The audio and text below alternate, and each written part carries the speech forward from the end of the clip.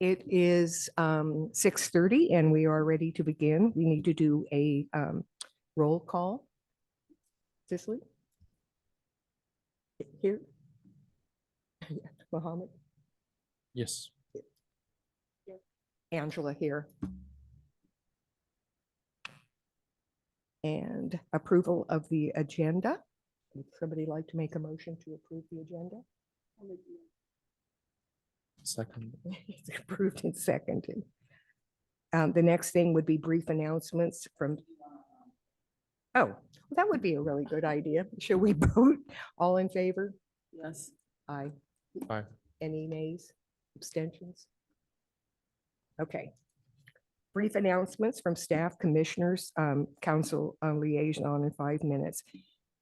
Cicely, do you have anything that you would like to announce? Do you have anything you would like to No. announce? I do not either. You're on. Oh, just for the recording's sake, Commissioner Escamilla Greenwald is not feeling well and will not be here this evening. Well, you just said it. Do you want me to say it? No, Okay. I can say that. And we're I mean, still assuming we've not heard from Don Sherman, but we are assuming he is going to be here. oh yeah, I forgot about Dawn. I haven't heard no from Dawn. So, but with 3 out of 5, you still have a quorum. Okay. So, okay. Okay, none of us up here had any announcements. Do you have anything that you would like to share for us? No, just the Cecilia matter. And I'll chime in on other items. And do we know if Gloria is going to be here or not? I haven't heard from her. Okay, So, so and then one thing, well, actually, let me back up in terms of brief announcements. We will be having a training, as Angela and Mohammed know, on Thursday night for people who are chairing the meetings. And I'm learning, even though I have chaired meetings before, I'm learning along with you all because I'm new to the PAC. And what I wanted to mention is that with public comment, you would invite people up to make public comment. I'm going to use a timer on my phone. it's 3 minutes? It's 3 minutes here, yeah, at the commission. And then you can ask folks if they, would like to give their name. They don't have to, but if they would like to, for the record, they may. Okay. So that's about that. Okay, so then we are on section 4, which is public comment. So if anyone, it says 5 minutes on here though. It's not, 5 minutes for the whole item. Oh, for the whole item. Yeah. If you'd like to come up to address anything that isn't. No, 3 and 3, because we're in the commission setting. Okay, so the 5 minutes doesn't mean that's. Yeah, the 5 minutes is just an estimate for how, because normally we don't have public comment at the PAC, but So anyway. if it takes longer, that's fine. Well, or it takes 6 minutes, And so basically, if you'd like to speak to something that is not on the agenda, or if you do not think you will be here in time when that section is coming up, please. Okay, thank you. My name is Dorda Jensen. I live here. I've lived here since 1969, pretty much continuously. So I wanted to talk about the police presence at the city council meetings and also at the Davis School Board meetings. When I started giving public comment, I don't know, some years ago here, and then also more recently, there was a police officer in the back, and it was just very nice. And Officer Helton was doing it sometimes. And one time he really was needed. There was one individual who was getting pinned against the wall, and she cried out, help, help. And so then Officer Helton came over and diffused the situation. And so that was really nice to have it, to put it mildly, nice to have him there, and very grateful. And we need that. It's just a very stabilizing force, I think, that to show that the city council values the citizens and the rule of law and wants us to be safe and feel good. So now it turns out they aren't doing that. We don't have the police presence in the back anymore. I don't know what the reason is, if there's not funding for it or if there's not enough manpower over at the police department.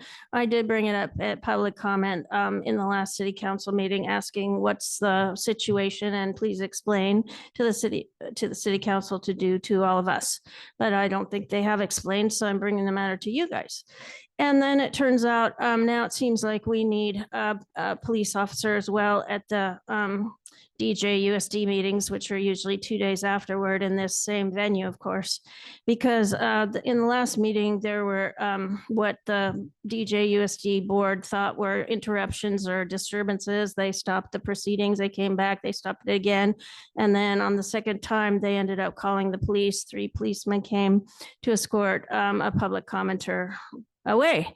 So we do need police. And I mean, the point is, what's the problem? Why can't we have certainly police at the city, a police person at the city council meetings as we had before? And also it seems like we need one now at the DJUSD meetings. And as far as I know, it has to be requested by DJUSD for a police officer to be there. And I guess they get charged for the time from the police department or whatever. I think somebody has to explain the arrangements and what's stopping this, whether there's ever been a police officer at DJUSD or why, when there was at the city council meeting, now we don't have it.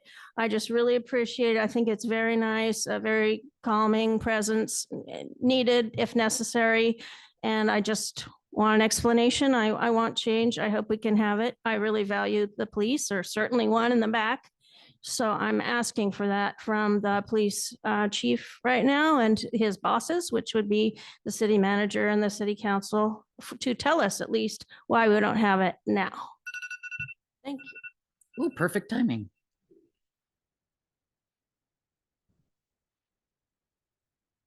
Then you can call for, is there any more public comment?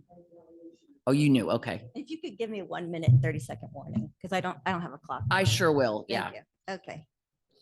Go ahead. This isn't on, right? Hello? Okay. My name is Beth Bourne. As you know, I've been a parents' right advocate. I've been an advocate for protecting children and protecting girls and women's spaces. I don't believe a person can be born in the wrong body. I mean, you have pretty much have lost your brain if you think that it's possible for people to be transgender or non-binary or trigender or agender. But I'm here tonight to talk to the Police Accountability Board. And many of you may know that I spoke out last week again about the fact that there's boys in our girls' locker rooms and bathrooms at Davis High School and the junior high school. In fact, both my children were forced to undress in front of children of the opposite sex, which no child should have to do that. So just to give you an idea of the kind of threats and harassing emails and voicemails I get on a regular basis, I'm going to play just one for you right now.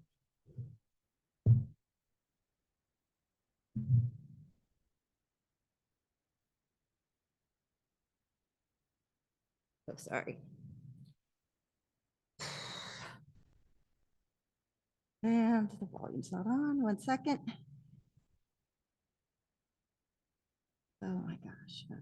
Here we go. Need to sneak in there, beat the fuck out of Let me you, and start then that just over drive. again so you can get an idea. This is what I get at Here regular. at 1:30. You just drive right there on the corner, looking at your house right now. It's gonna be real easy for somebody to sneak in there, beat the fuck out of you, and then just drive away. And you're stupid enough to leave your fucking address and everything online and be a fucking vicious, hateful cunt. People like you are gonna be shown that you do not and will not be allowed to be hateful to people, right? And you're gonna be shown forcefully, hatefully. So I'm just giving you an idea, right? Here I am, I'm a woman. I've been speaking out about this issue in Davis now for 3 years. I've had my tire slashed 2 times. I've had my sign stolen at the farmer's market and at UC Davis on the quad. I was actually assaulted in the back of the head. Yolo District Attorney Office and the FBI is still investigating this. You know, in the last few weeks, I've been almost run over in front of Da Vinci High School by a man who was upset that I said we should not have men pretending to be women in our bathrooms and locker rooms.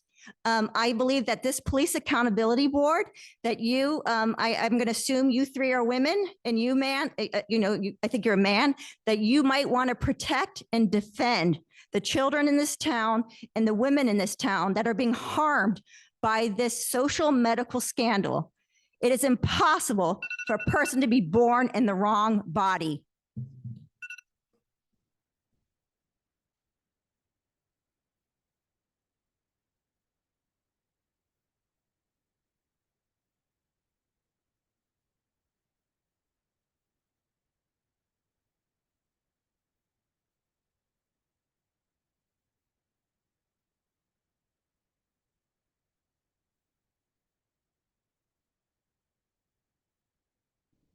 Fine. Unanimous.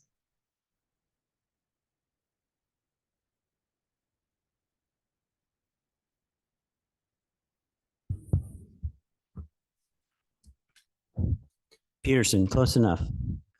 Good evening, commissioners. Welcome to the commission.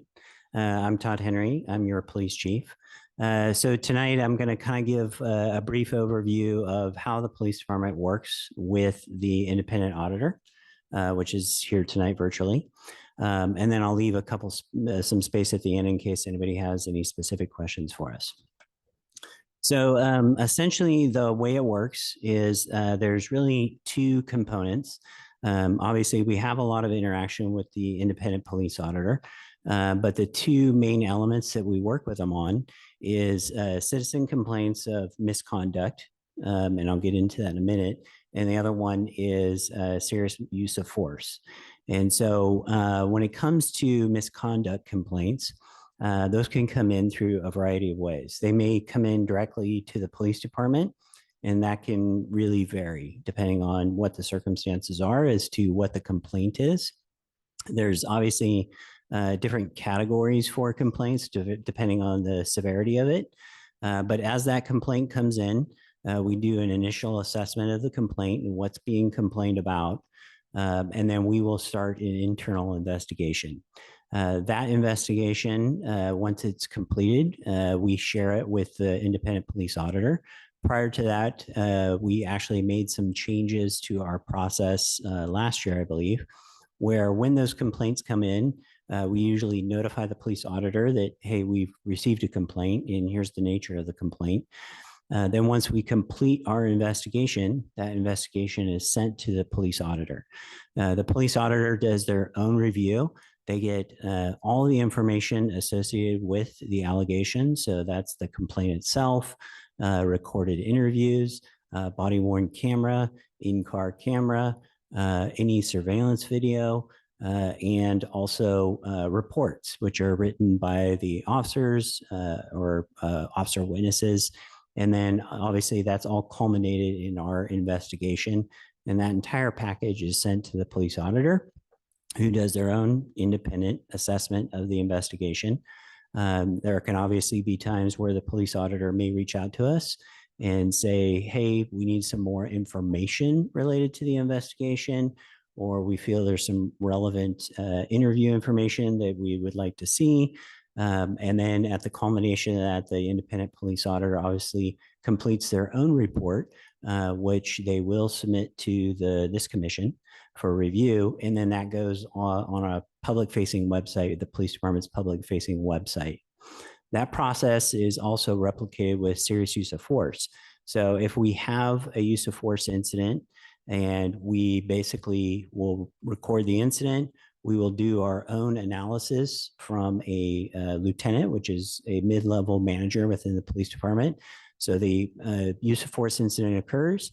The supervisor reviews that use of force. They then send that to a lieutenant who then reviews that use of force, and they do their own assessment to determine whether the use of force is within policy and legal, and if there's any training or policy corrections that may be needed based on our assessment of that use of force incident. That package is then sent to the independent police auditor, and they do their own assessment of it. Again, they get all the reports, body-worn camera, in-car camera, any information that we've collected during our assessment of that use of force incident. Once they're done, they complete their own assessment. They submit a report again to this commission, and that is also placed on our public website. The state also requires us to report those statistics, which are also on our website too. So every year, we basically report how many serious use of force incidents occurred during the year and some information related to the incident itself. So that's in addition to the independent police auditor's report.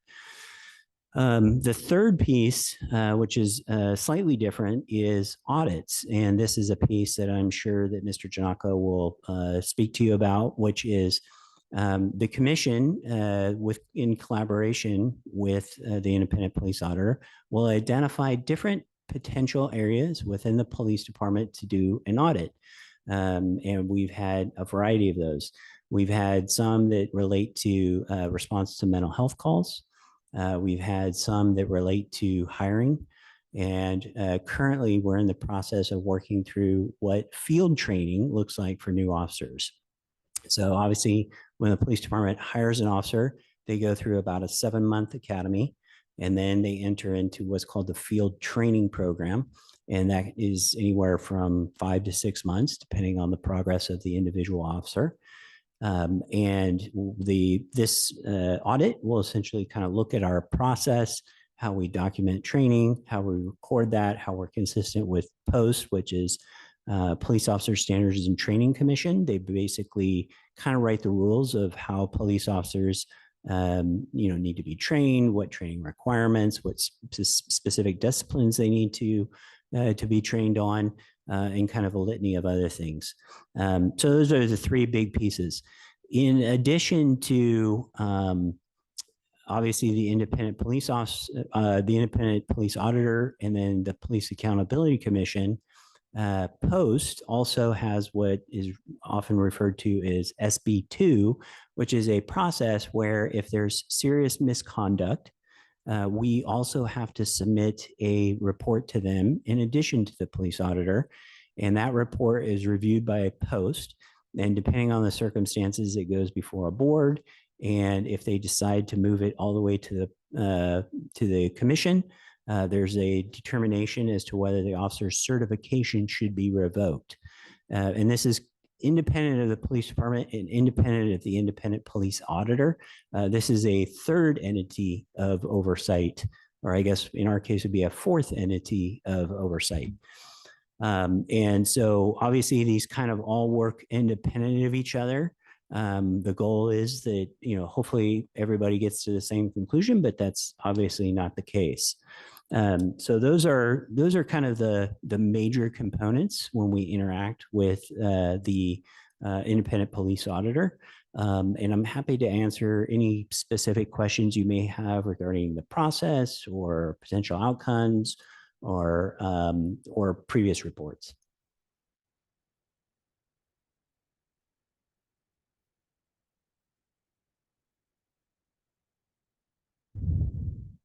In the very beginning, you said that there is a change that was made a year ago.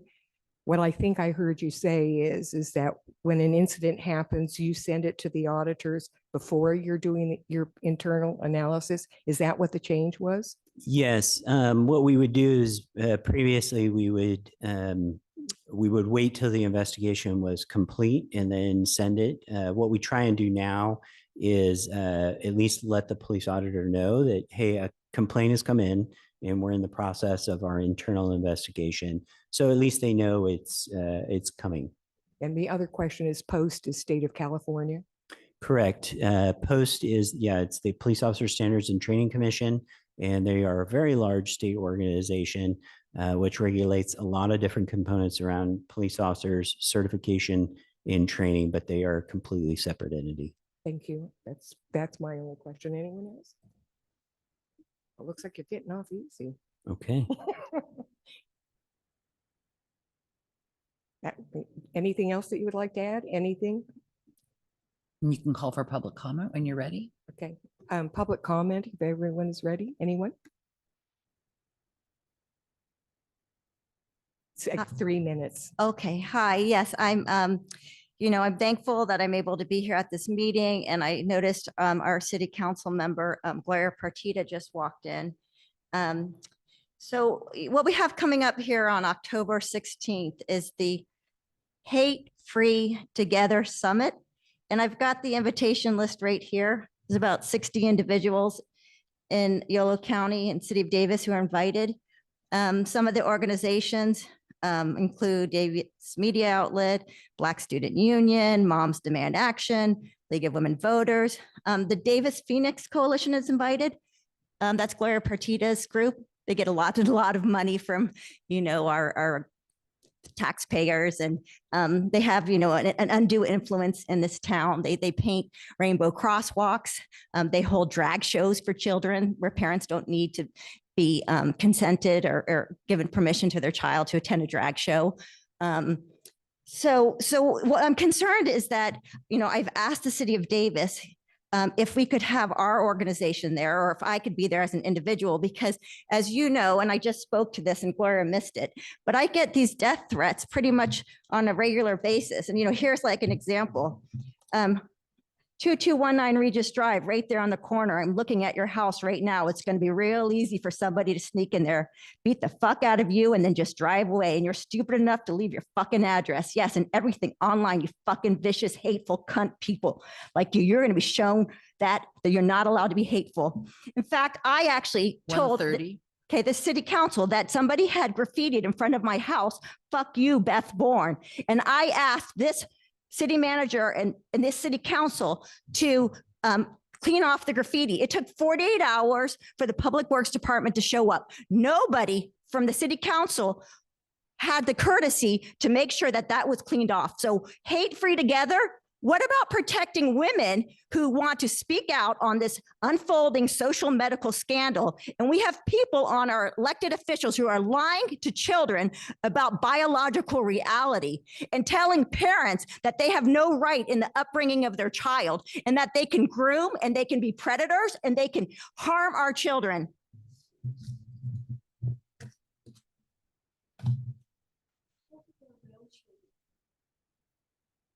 Okay, my name is Ning Wan. Actually, I'm the I'm the granddaughter of lost Chinese Empire, and I'm the owner of Ning Wan Soap Pop. I have a question to the Davis Police. So what happened to me is I'm a dissident of the Chinese Communist Party, and I got threatening letters and the phone calls constantly. So what happened is a group, I believe the CCP, the Chinese spies. Actually, I bought a house at Rancho Yolo. I divorced. I moved out from $1 million house and went to Rancho Yolo. I rented land. So I got a letter from a company and a law firm. So they want to evict me. So I researched the law and talked to AI. What I was told is, the landlord cannot evict a person, and it has to go through the legal process, and the court decide, and the Yolo County Sheriff can perform the eviction. Is that right? Does the police also do that? So Ning, they can't respond to you during public comment. And also this item is about how the police department interacts with the police auditor. But you can feel free to contact the police department on your own. Okay, yeah. But they can't, we can't answer questions no during problem. public comment. And then I just talk from my view. Sure. So, yeah, from what I learned, the Davis, so the police department is in charge of the criminal laws, and the county sheriff, is taking care of the civil law business. And so what I also want to find out is where is actually county sheriff located. I've seen Davis, police everywhere, but I don't see the sheriff. Do they have do they drive a car? Do they actually? We can help you with the resources after the meeting. Oh, okay. Yeah, about the auditing, I've seen, I come to many commission meetings. So I am the owner of a Ning Wan Soap Pop. And I want to, if any organization, use the fund from Ning Wan, from my family, I want to be acknowledged. And yeah, that's what I want. And I want to be, because there's a law called the California Public Records Actor. I did submit request to the city, but I haven't received, any valuable information yet. And okay, thank you again. My name is Nima. I'm a real woman, and I'm the owner of New One Soap Pop. And I hope you're not, because okay, sorry, the threaten me, they want to take police and get me out of my house and make me homeless. Even they said even I have money. So I want to make sure my name is New One, and I want to make friends with those police. That's agenda. Hi. Wow, I already spoke earlier, Dorda Jensen. I wanted to talk more about that Hate Free Together summit that's happening on August 16th. And I guess this is the topic is the liaising between the police chief and the auditor of the police, or how well they perform their job. And so it seems like part of the way they perform their job is to be fair. And I think the chief of police now, our new chief of police, is invited to the Hate Free Together summit, which will be on October 16th, or certainly the Yolo County Sheriff is invited. And the problem is that I looked through the list of people invited, and it just seems so one-sided. All of the elected officials are Democrats, or even liberal Democrats, and then some groups like for the churches or houses of worship, it's only a synagogue in Davis, also a Muslim group, I guess, in Woodland. No Christian groups, as far as I know, were invited. Then also the one real hate event attack that made national news was last April 3rd on the UC Davis quad, and a lot of UC Davis people are being invited to the Hate Free Together Summit, as I said, because it's organized between the city of Davis and UC Davis. But anyway, on April 3rd, Turning Point USA came to UC Davis. A speaker there was going to speak, but was pretty much unable to because a group of Antifa, I guess, attacked twice. And the second time they came forward, Beth, as you know her, she went up toward them with her sign, and a person in the line coming toward the tent took her sign away and then kind of moved in front of the line and hit her in the back of the head. And then she ran back toward the tent, and then the group in the big line there of Antifa came menacingly toward the tent and pulled it down and dragged it away and ripped it up. So this is being investigated by the Yolo County DA, Jeff Reisig, who has been invited to this Hate Free Together Summit. And it's also been investigated now by the field office, the Sacramento field office of the FBI. But she's the one who's, Beth, by the way, individually is the one who was attacked and made national news. Even Elon Musk retweeted it. I think he got 25 million views on it. And that's the only hate incident that has gone national. And somehow she's not invited. And neither is Turning Point USA, the Davis branch at UC Davis. Neither is the Davis College Republicans. None of them are invited. And furthermore, I did call some people that are invited today, like Jeff Reisig. I'm just trying to get other people invited who would be appropriate. Thank you.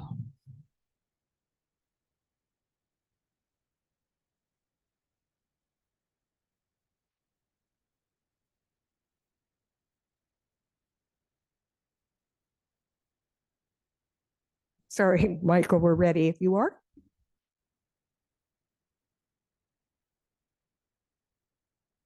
You can tell them they're on mute. You guys are on mute. Hello, can you hear me now? Yes.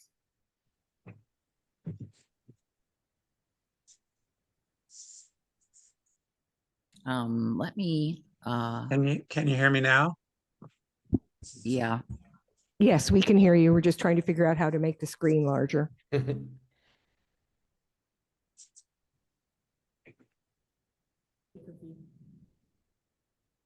Where's speaker?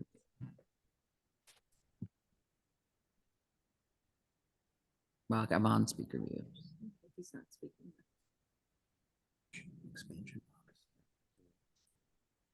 Here we go. Thank you.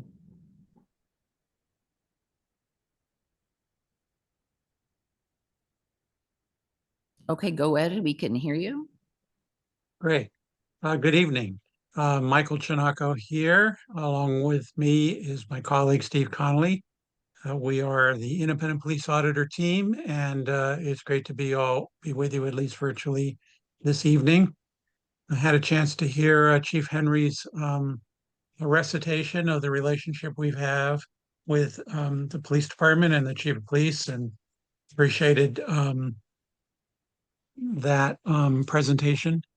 And I have nothing to add to it. I think he did a very good job, Chief, of you're still there, of outlining the relationship we have and how we interrelate to each other. Since we last met, we are a couple things. One is we are in the process of setting up meetings with the new commissioners. We had a chance to meet with one of the commissioners last week, and we have scheduled a meeting tomorrow with the second commissioner. And really, this is an attempt to just have an offline conversation and get to know the new membership here. Appreciate the outreach from you all and the conversation we had last week, and look forward to at least 2 more conversations.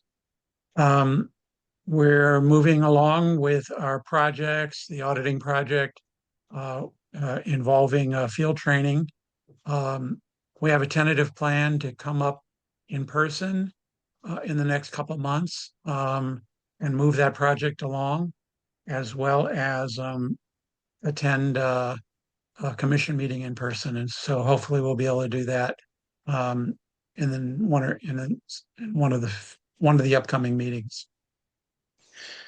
The last thing that I would set out is for our update is one of the things that I have done traditionally with the commission is to apprise the commission of legislation that is statewide that impacts policing and that is either in the process of being enacted or has been considered and rejected.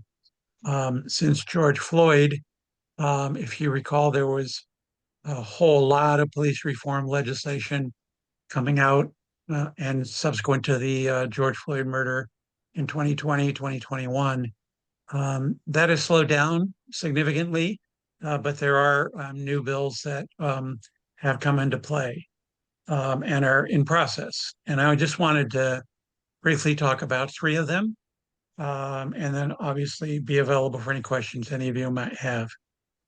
The first one is one that has received a lot of state attention as well as national attention. And it is a law that was titled the No Secret Police Act, Senate Bill 627. And Senate Bill 627 is a bill that prevents law enforcement from wearing face coverings when they are going about their normal duty assignments. And this came about as a result of some of the concerns with regard to the ICE raids that are going on throughout the state, throughout the country, and the fact that a number of the ICE agents have been seen wearing face coverings while they are going about their work. So this bill was presented to the legislature and passed by both the Assembly and the Senate and signed by Governor Newsom. Essentially what the bill does is it prevents local law enforcement and federal law enforcement from wearing face coverings during their regular duty assignments. It's interesting how the bill ended up getting enacted in the sense that the bill is intended to impact local law enforcement, which means any city law enforcement, county sheriffs, as well as federal law enforcement. there already have been objections raised by on the federal side, suggesting that the legislature of California does not have the authority to instruct federal law enforcement about what they may or may not wear when they go about their duties. So I can guarantee you there will be a challenge in court with regard to any attempt to enforce that piece of the legislation. The other interesting thing, and I don't understand why this happened, but the bill or the law is passed and signed by the governor also carves out an exception for state law enforcement. So state law enforcement is not covered by this law. It could be, and it wouldn't have the same issues with regard to trying to enforce the law against against federal law enforcement in the same way. But the legislature decided that CHP and other state agencies are not going to be covered by the bill. So we'll see how all that works out. It'll be interesting.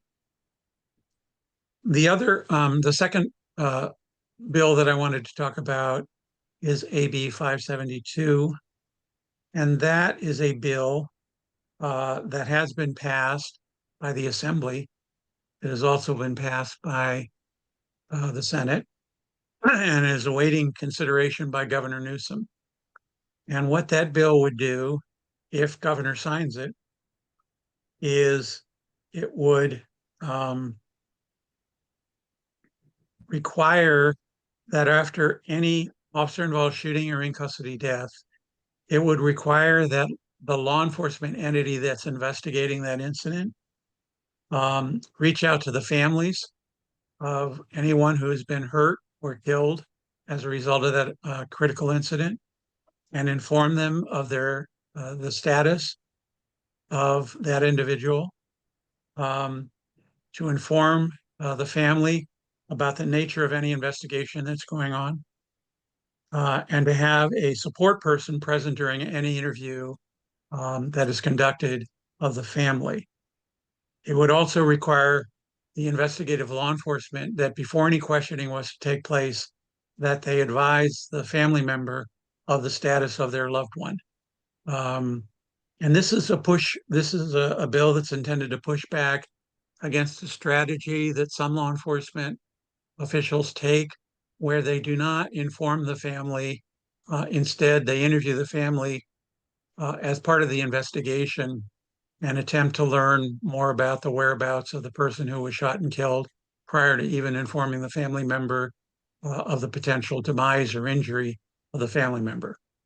And so this will change significantly the way in which officer-involved shootings are conducted if, in fact, Governor Newsom signs the legislation.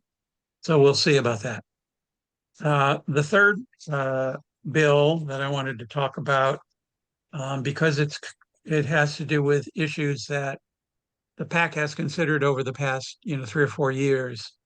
It has to do with the author of the legislation was interested in putting some time limits on data collected through automated license plate readers. And the bill would have required there to be a 60-day limit on data that is accumulated or obtained as a result of using the automated license plate readers. That legislation passed the Assembly and it passed the Senate, but the Governor Newsom, 2 days ago, vetoed that legislation.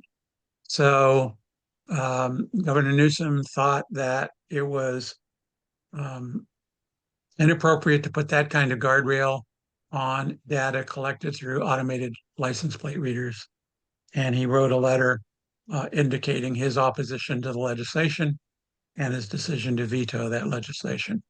So those are 3 pieces of legislation that have certainly been prominently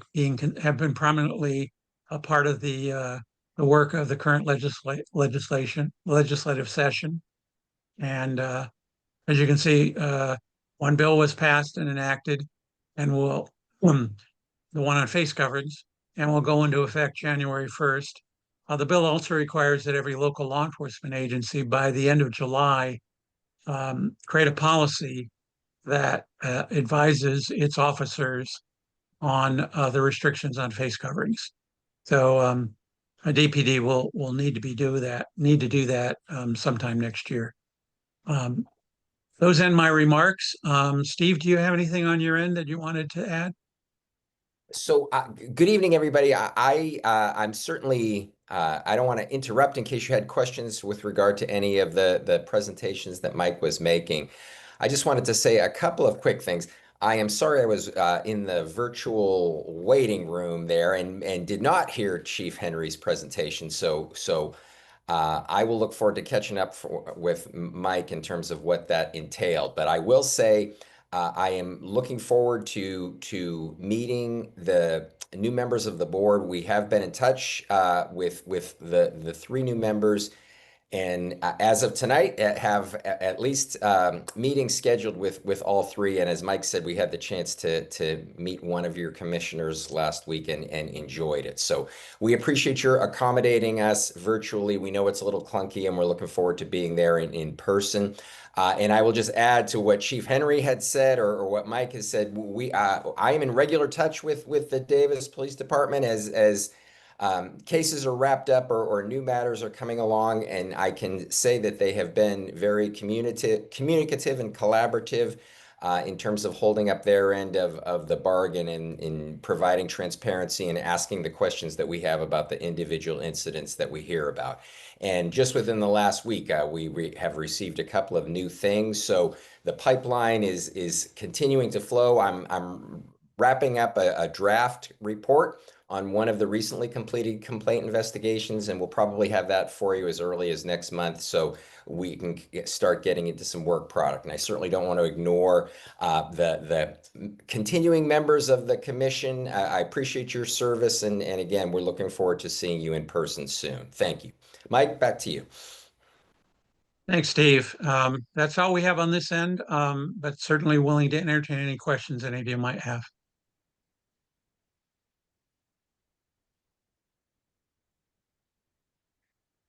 Actually, I have two sort of. You talked about the automatic license reader.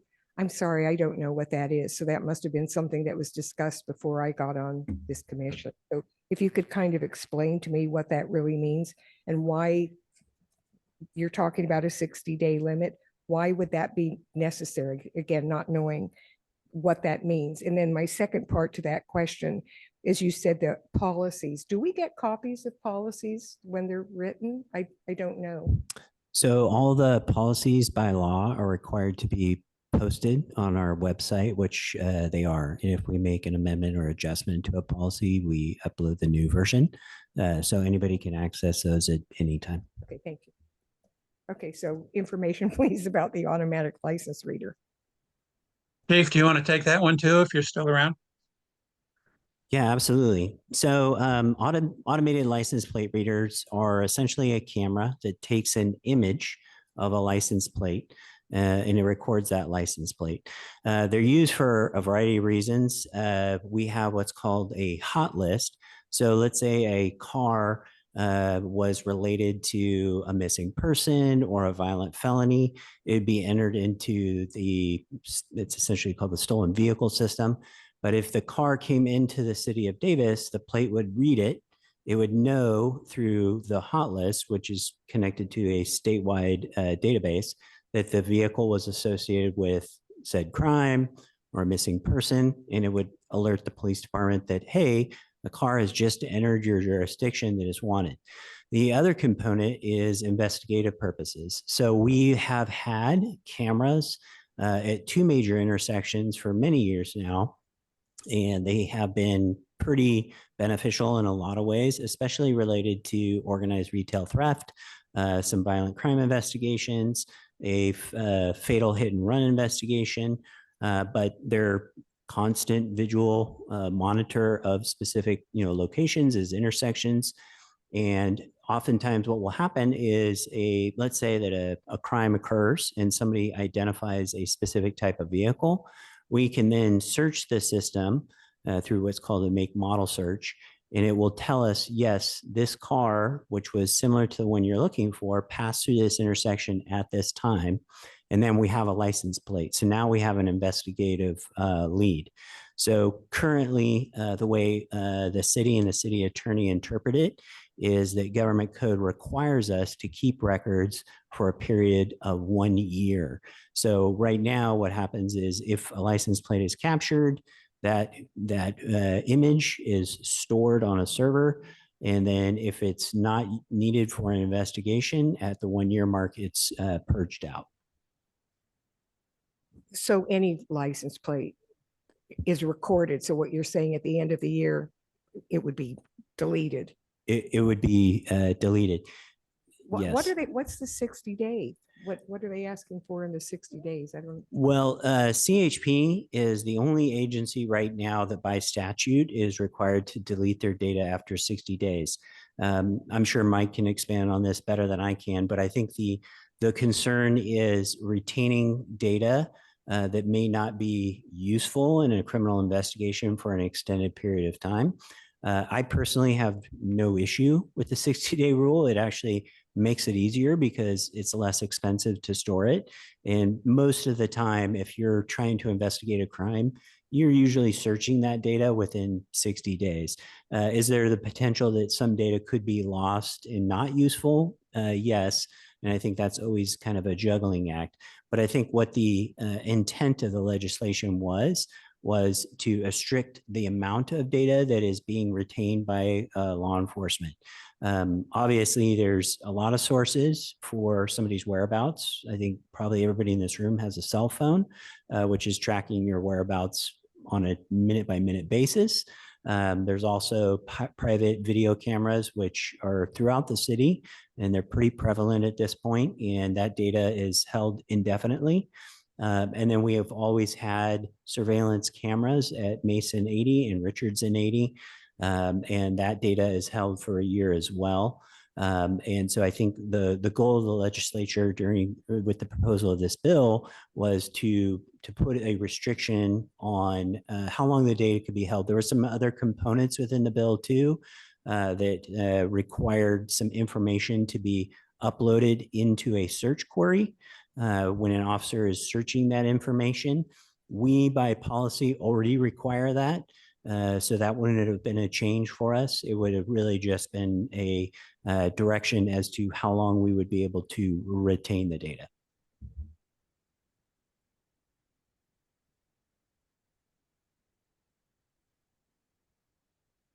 To open the floor, please, for public comment. And that is in relationship to the auditors. Hi, this is Dorda Jensen again. I wanted to comment on what the person there I see in the big photo there, hello? What he said, different things that he said. First of all, he mentioned the murder of George Floyd. Well, yeah, I mean, the person, Derek Chauvin, was found guilty by the jury and sentenced and then almost killed in prison, by the way. Now, I guess he's appealing, so we'll see how the appeal goes. But there were a lot of other facts about the case. So I guess you can call it a murder if you want to, but other people have other ideas.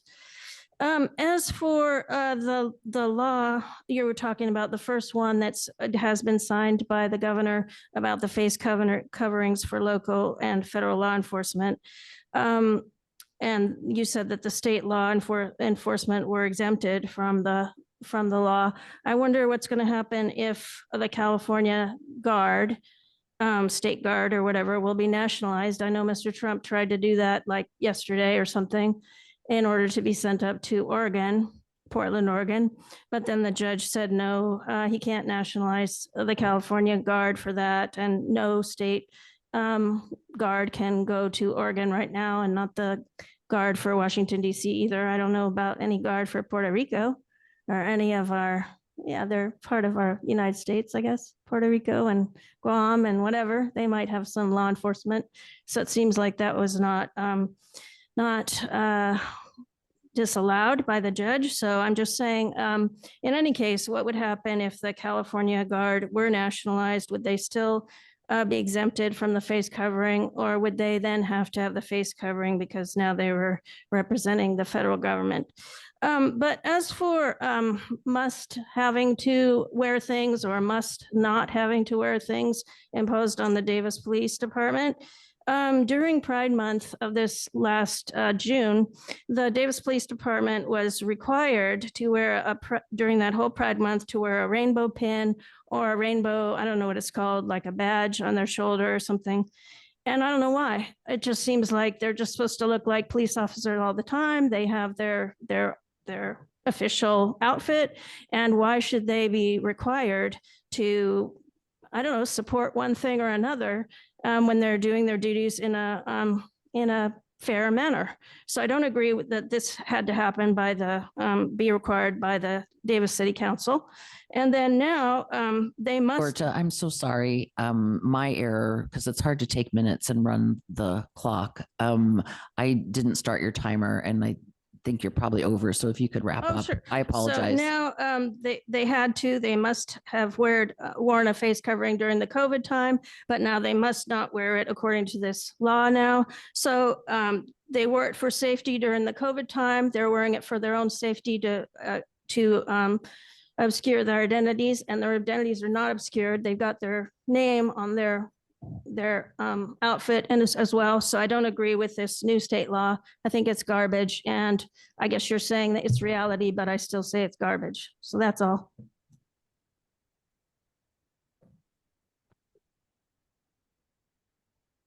My name is Yuan again. Since we're talking about okay, yeah. My name is Yuan again. And since we're talking about the law, I want to make the Davis Police and everybody aware there's a law called Senate Bill 3706. The title is Communist Control Act 1954. If you search online, I just got that. And it outlawed the communists in United States, and the communist member in United States that shall not be, in public office, and they should not be elected, etc. And I want to let people know I'm a Chinese, so I'm very well aware about the Chinese Communist Party and its members.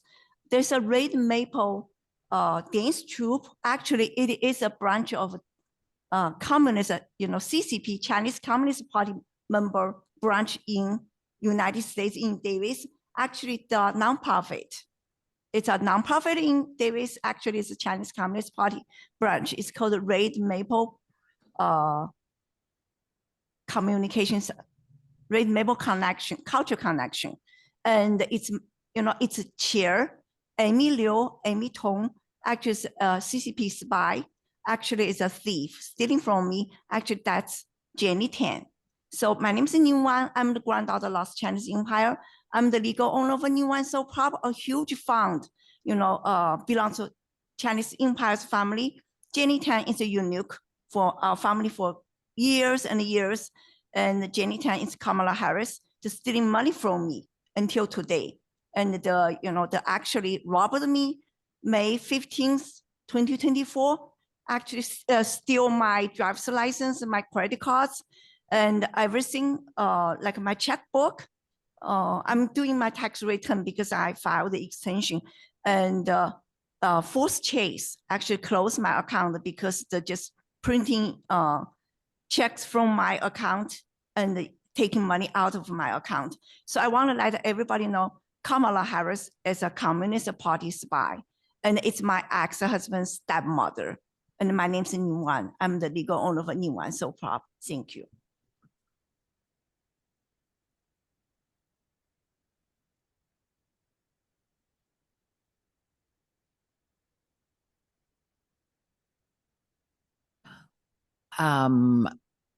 It has to be plugged in, and for commission meetings, we often just use our phone. In the future, we can use that. I still have to run it. So But either way, we could do either one.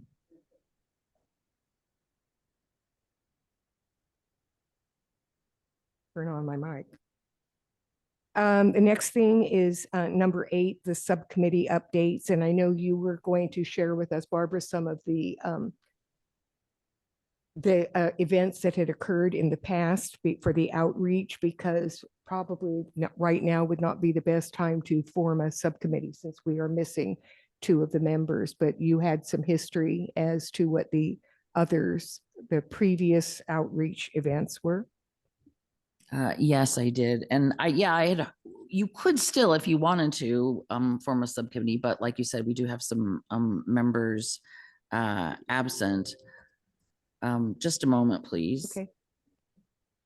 So sort of, we talked about this a little bit at the last meeting, but basically this is something that is Who's part of question? our charter to do on an annual basis. And last year. Oh, I have a list. Last year it was who you're going to call. And a lot of different committees, different agencies were there. So we need to come up with an idea.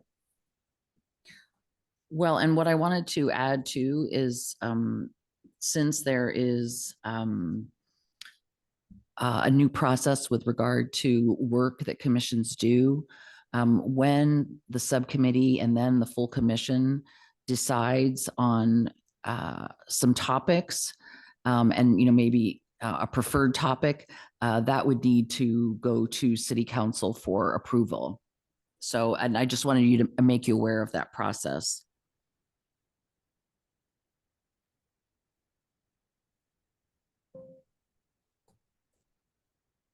Just a moment.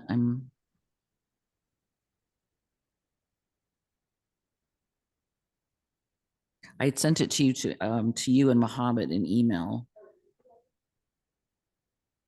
Oh, you could if you have access to it. I'm trying to get access to it right now.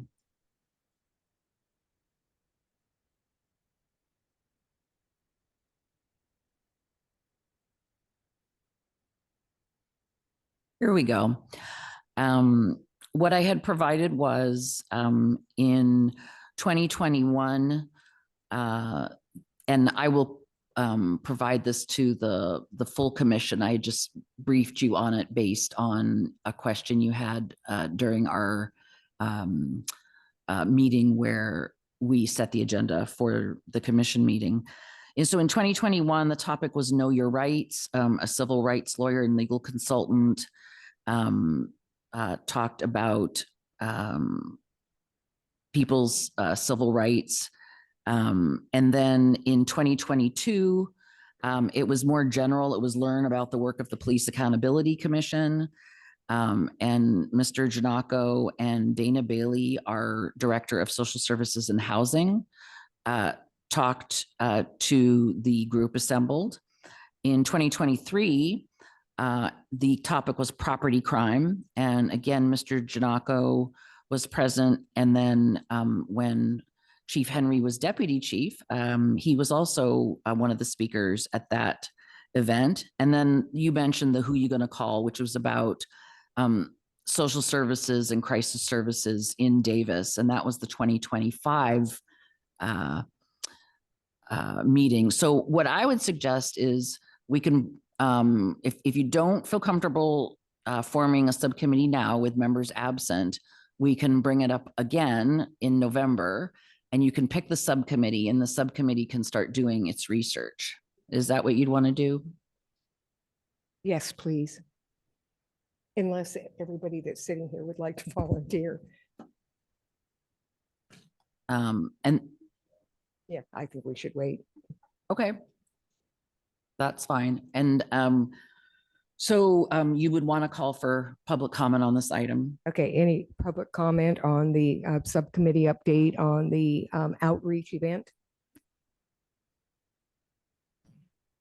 So I just wanted to speak, I think you mentioned one of the subcommittees was on civil rights. Is that correct? So I don't know if you know this, but I've been represented by Harmeet Dillon. She's right now our U.S. Department of Justice Attorney, Assistant Attorney General.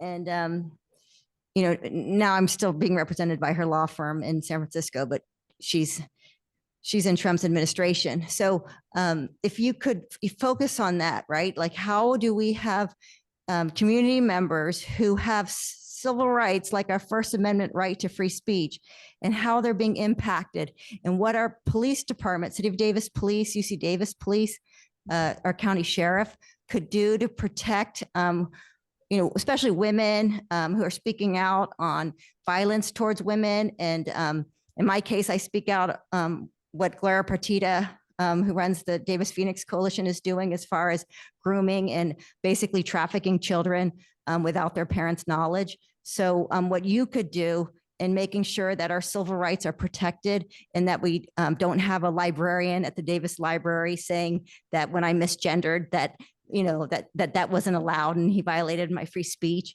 Right now at the City of Davis, I've been speaking out around town, and I've had people, with the school district saying that I can't be somewhere. I've had no trespass notices be given to me while I'm trying to use my free speech. I was, in the last few weeks, I was standing over there with my signs trying to record this meeting. I just was told today that I can no longer stand there.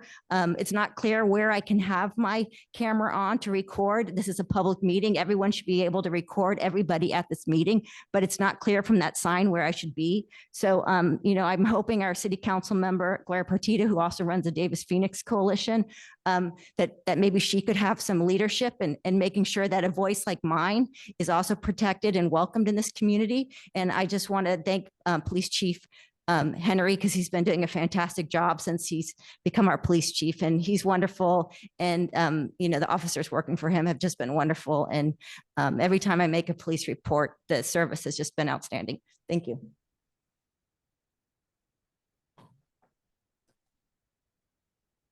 I think you do have one. Yeah, I just, regarding the police officers here, I've known met Mr. Henry, the new chief, just a few times. And he's new to the job. I'm looking forward to seeing him more in the role. But as for the officers that I've met, I just want to have a special thanks to Officer Helton, who does an excellent job, very kind, very fair, professional, and then a great listener, which is very important, I think.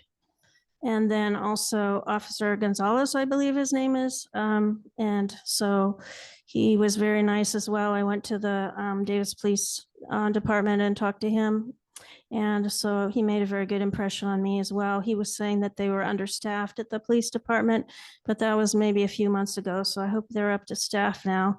And by the way, it's kind of weird that that police building is not really accessible to the public. I mean, there's a big foyer there, or a big waiting area for the public, and then it's always locked. And when I did meet with Officer Gonzalez, I believe his name is, he let me come in. But other than that, you just arrive and you have to ring the doorbell and talk on the intercom and wait outside. And if you're sitting on the bench, there's the kind of a cutout, so the sky's right above you. If it's raining, it'll come right down if you're sitting on the bench.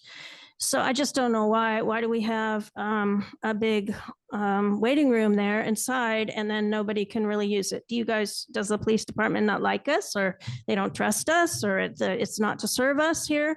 It's a bad impression, and it just, I guess, started during the COVID time, and it continues now. I think we're beyond COVID, and yet it's still locked all the time, unless there's going to be an officer inviting you in to be discussing whatever you came by to discuss. So that's a bad look, and you're not even using the building for its purpose. So I just wondered if they could rethink that, because it's not welcoming, it's not respectful. I don't really want to sit there when it's raining on the bench and get drenched. So maybe they could think about opening it up to the public again. That would be really nice, and that's my request. Thank you.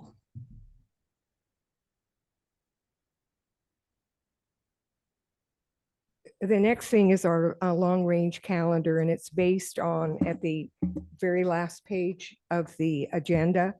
These are just sort of some history of what all of this is. Basically, what has happened is some of these things that are on here have been on here since before I was on this commission. Other things are some things that have been added. what we were talking about is the possibility of looking at what things are on here that maybe we can eliminate and or some things that maybe we could combine. Thank you, guys. Thank you. So I just got some thoughts on here. Let me share with you what my thoughts are, and then we can talk about it. So the first thing on here is the taser, and I had mentioned that the reason that was on here was because of the John Oliver thing that I had read, and it maybe at some point we could have the chief or deputy chief come back and just explain to us under what conditions tasers are used. The other one was the after action review of picnic day. I'm not real sure what Dylan was looking for on this, so I don't know. The other one is downtown public safety. What are the concerns and homeless outreach? Artificial intelligence we have removed. Moving violation ticket fees determined by income. I have no idea what that's about. Do you know, Gloria, what that was about? That's a really old one. So I think that this is the idea of setting up some sort of a sliding scale for moving violations based on income. And so I think that somebody, one of the commissioners may have seen that as an option. Maybe some other city was doing that and just wanted to see if that was feasible. And if I could offer some guidance, I met with the city clerk this week, and what I've shared on the screen is a new template for our 2026 calendar. And so you'll see that we've outlined the purpose of the commission, some tasks and projects, a calendar, which you all, the previous commission had been asking for. I just put an X there in June. That's, just a placeholder. Obviously, you would want to decide. And then when we pick our subcommittee members, we'll put folks in there. And what the city clerk talked to me about in particular was that in terms of items for the long range that were created by the previous board or the previous commission, we should start with a clean slate, because this is the new commission. And so you would need a majority vote to explore that topic. And then of course we would research it. If it needs to go to city council, we would do that. Specifically with regard to tasers, I think we had talked at a previous meeting with Michael and Stephen, and they had said that a lot of their cases that they're going to be bringing forward involve the use of tasers. And so they're going to get involved in speaking to the current policies about taser use. So what I would suggest is that the commission look at what's on the current long range calendar, and then you all can discuss what as a group you'd like to see for the future. But after this meeting, we're going to be starting fresh, if you will. So does that mean removal potentially of some of these things? Yes. So, but if there are things on here that okay, because again, like when I look at the racial disparity, the RIPA, traffic enforcement, to me, those are all one thing, more or less anyway. I mean, that's as I look on here. And then the safety protocols for large events, I get what that's about, because that's about what happened during picnic day. And that was something that this iteration of the commission said they wanted to explore. But as for the other items on that particular list, you all would need to agree that that's something that you still want to explore. So I have a question about the RIPA dashboard. That's something that's published anyway, isn't it? It is, and Chief Henry could go over it with you. It is not published till a certain time in 2026, I believe. Yeah, it says live 2026. Yeah. And again, I'm not, my question is I don't know why a lot of these things are on here. And I know you probably have some of the history because you would have been here long enough to know. Can I just ask your opinion then, is of the things that are on here, what issues do you think would be really ones that you think we should be looking at? So I think that it makes sense to me to wait for your other commissioners to be here to have that conversation, because a lot of them have also been here since the beginning, or and so I think it makes sense to have that conversation with them. Because I can tell you what I think would be of interest to me, but it may not be what's of interest to the entire council, right? And so either way, it's going to have to come back to the council to see if it's something that they will approve. And so I think that this is really a conversation to have Okay. with your other folks. Okay, thank you. Okay, so I mean, so for all of us, basically, if so much of what's on here is basically new enough that we have enough history to know what to go forth on. So then basically at this particular point, I guess that we should have this on for the next meeting, and go ahead and put on the agenda for the next meeting that we would go over these. So I just have a question with regards to the violation ticket. Is that a legislative or is that accountability? I'm sorry, which one? The moving violation ticket based on the income, that sounds like a legislative piece of item. It doesn't seem to be an accountability. I think it's data. No, it's more of, to me, it's more of a HRC issue. So it's more of like an equity issue, right? But you're correct in that it doesn't fall very neatly under accountability. Yeah.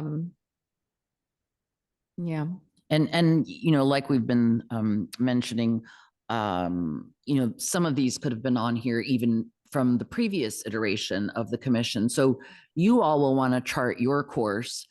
And when you have your full group here, you can each look at the list and say, well, I'm still really interested in X, and what do you all think? And then I think you don't necessarily have to call for a vote, but you need a consensus that you all would like to discuss the matter.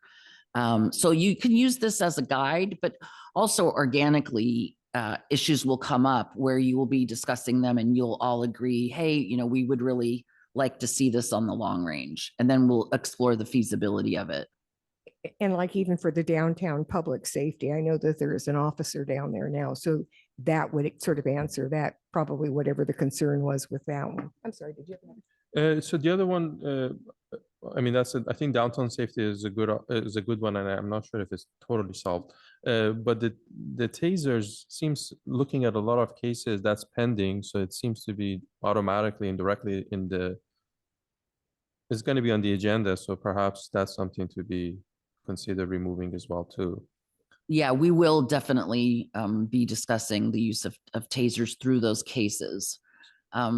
So, I mean, you all have, I guess, not a sneak peek because we've been looking at this for a while, but you have some time to, consider if any of these are really of interest to you personally, and then you can discuss it with your group. Yeah, I didn't know that that Commissioner Sherman wouldn't be here tonight. I'm actually going to call him, make sure he's okay.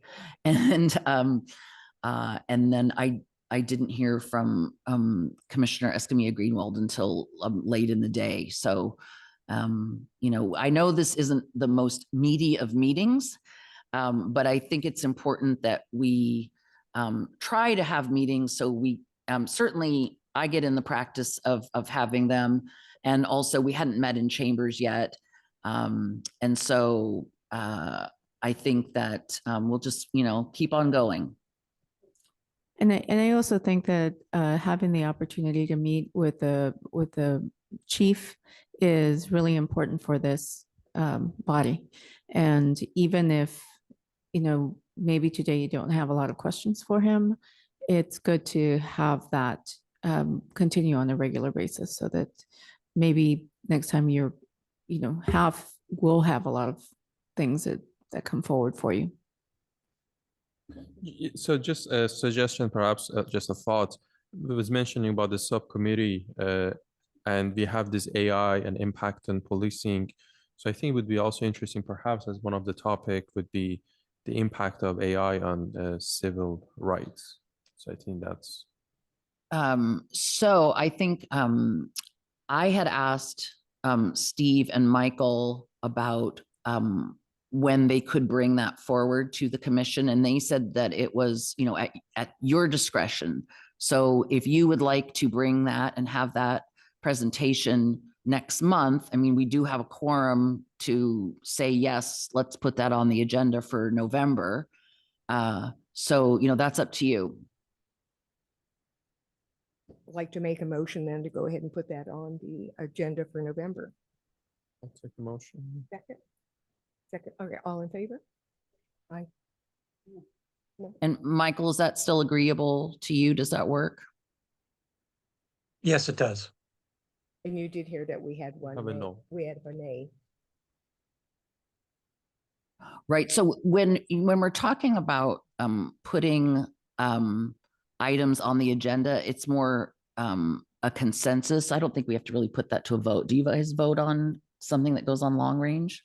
Not usually. Yeah, not usually. You just more discuss it. I mean, I will record the vote as it occurred. But we voted to put that on the next meeting. Yes. Right, okay.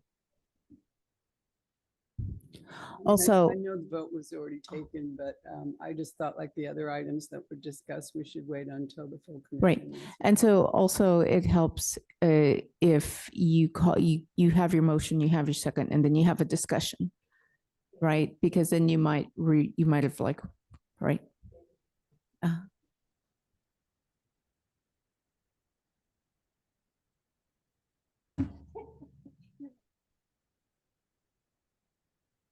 Okay, thank you. Well, that's the other thing I learned. We do not need a motion to adjourn. We could just adjourn. Thank you, Steve and Mike. Thank you all. See you next month.